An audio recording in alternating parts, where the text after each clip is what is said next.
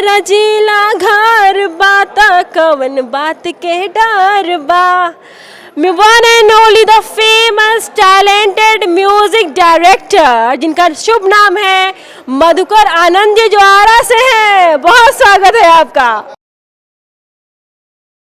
भोजपुरिया दर्शकों को हमारा एकदम हाथ जोड़ के प्रणाम और आप लोगों का आशीर्वाद है, प्यार है, जो हमेशा मैं इस टाइप के फंक्शन में नज़र आता हूँ। विनोद गुप्ता जी के बहुत बहुत धन्यवाद, जो ऐसा एक मंच बनाए हैं जिसमें हम सारे कलाकार साल में एक दिन उपस्थित होते हैं एक साथ और गेट टुगेदर का मौका मिलता है हम लोगों को। इसके अलावा मैं ये कहना चाहूँगा कि भाई देखिए, अवार्ड तो एक बहाना है मिलने का और लोगों को पुरस्कृत करने का, लेकिन सबसे मेन बात पब्लिक के प्यार मिलत रहे।